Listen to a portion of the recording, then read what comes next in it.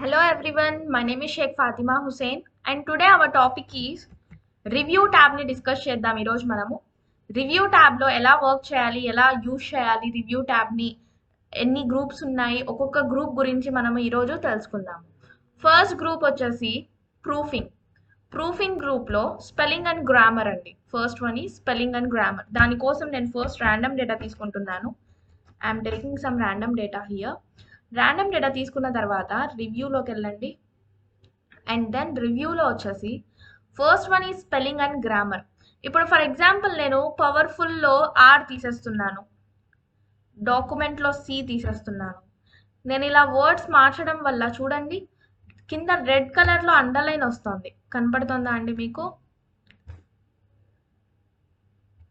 ఈ కూడా తీసేస్తున్నాను అండ్ బటన్లో బి తీసేస్తున్నాను కొలాప్స్లో పి ఇప్పుడు చూద్దాం స్పెల్లింగ్ అండ్ గ్రామర్లో చూస్తే మనకు ఎక్కడెక్కడ మిస్టేక్స్ ఉన్నాయో అదే చూపిస్తుంది చూడండి ఇప్పుడు collapse next powerful document of coordinated button spelling and grammar check is complete ఇలా వర్డ్స్ ఎక్కడెక్కడైతే స్పెల్లింగ్ మిస్టేక్స్ ఉన్నాయో అది మనకు కరెక్ట్ చేస్తుంది నెక్స్ట్ థిసారస్ వచ్చేసి కొలాప్స్కి సంబంధించిన మీనింగ్ చూపిస్తుంది ఎన్ని వర్డ్స్తో మనము దాన్ని యూజ్ చేయొచ్చు అని చెప్పి నెక్స్ట్ ఇప్పుడు నేను ఈ మొత్తం డాక్యుమెంట్ని సెలెక్ట్ చేశాను and now I'm using here word count ఎన్ని పేజెస్ ఉన్నాయి ఎన్ని వర్డ్స్ ఉన్నాయి ఎన్ని characters with no spaces and characters with spaces ఉన్నాయి పారాగ్రాఫ్స్ ఎన్ని ఉన్నాయి లైన్స్ ఎన్ని ఉన్నాయి close next one is read aloud అది స్పెల్ ఎలా చేయాలో మనకు నేర్పిస్తుందండి నెక్స్ట్ వన్ ఈజ్ ట్రాన్స్లేట్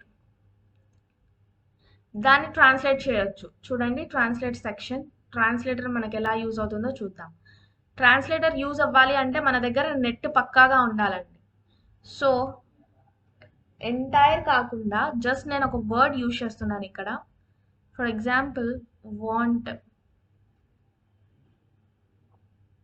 ఇంగ్లీష్లో కావాలన్నా లేకపోతే ఏ లాంగ్వేజ్లో కావాలి అనుకుంటే ఆ లాంగ్వేజ్లో చూసి చూపిస్తుంది ఫర్ ఎగ్జాంపుల్ నేను తెలుగు యూజ్ చేస్తున్నాను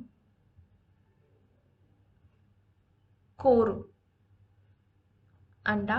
అంటే అలా ట్రాన్స్లేట్ చేసి చూపిస్తుంది లాంగ్వేజ్ వచ్చేసి మనకు కావాల్సిన లాంగ్వేజ్ని మనము సెట్ చేసుకోవచ్చు ఓకేనా అండి ఇక్కడి వరకు క్లియర్ నెక్స్ట్ న్యూ కమెంట్స్ వచ్చేసి ఆ వర్డ్కి కరెక్ట్గా ఆ పారాగ్రాఫ్కి కానివ్వండి ఆ వర్డ్కి కానివ్వండి కరెక్ట్గా మనకు కమెంట్ అనేది యాడ్ అవుతుంది ఇప్పుడు చూడండి నేను ఈ పారాగ్రాఫ్ మొత్తం సెలెక్ట్ చేస్తున్నాను see I'm here selecting the entire paragraph see ఇప్పుడు నేను కమెంట్ ఆ మొత్తం పారాగ్రాఫ్కి ఒక comment for example first generation అని ఇస్తున్నాను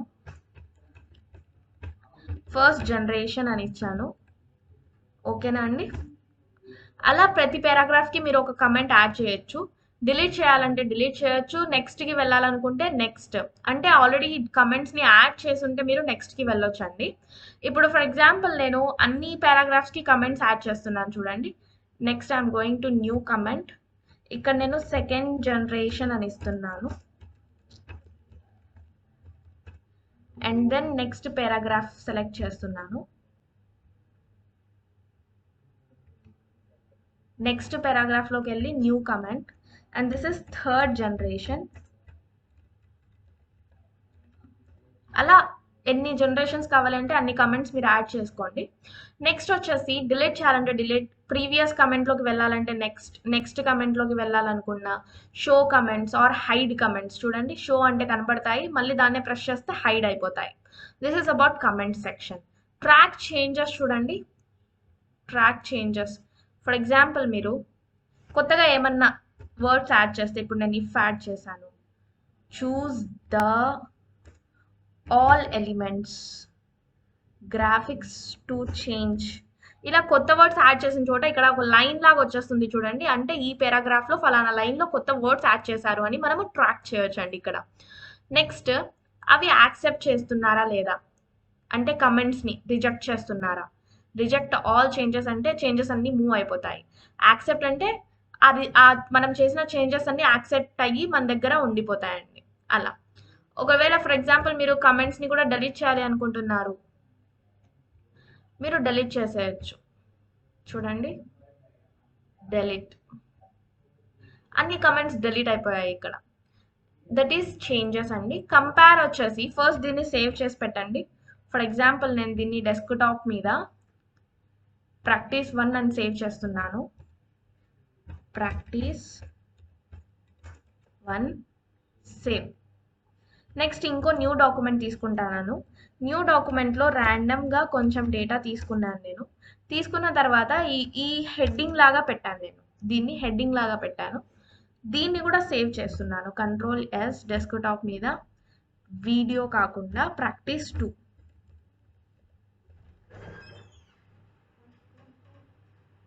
ప్రాక్టీస్ 2 అని పెట్టాను. సేవ్ చేస్తున్నాను.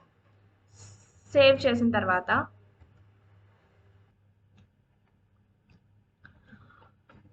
సో అలా నేను ఇంకో డాక్యుమెంట్ని కూడా ప్రాక్టీస్ 2 అని పెట్టాను సేవ్ చేసి. ఇప్పుడు నేను ఆ రెండింటిని కంపేర్ చేస్తున్నాను చూడండి.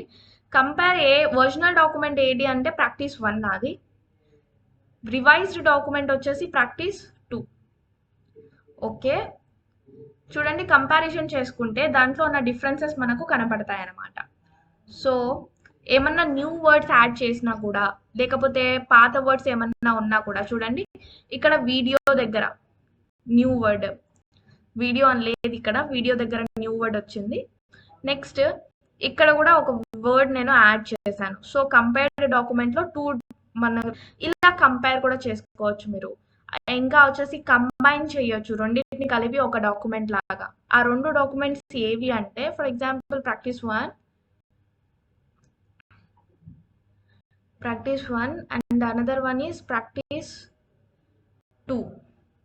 ఓకే, ఆ రెండింటిని కలిపి నేను చూడండి ఇక్కడ ఫర్ ఎగ్జాంపుల్ దగ్గర నేను ఆఫ్ అని సెలెక్ట్ చేశాను కదా, ఎప్పుడు స్పెల్లింగ్ అండ్ గ్రామర్లో. సో అదొక మిస్టేక్ లాగా నాకు చూపిస్తోంది. దిస్ ఇస్ కంబైన్డ్ డాక్యుమెంట్ అనమాట, న్యూ డాక్యుమెంట్.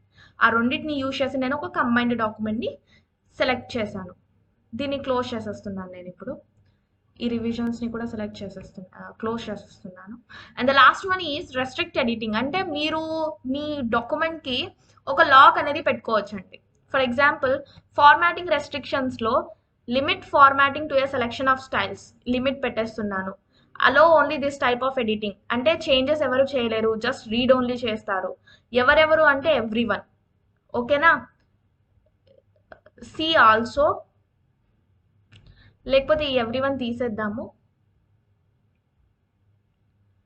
ఒక్క నిమిషం.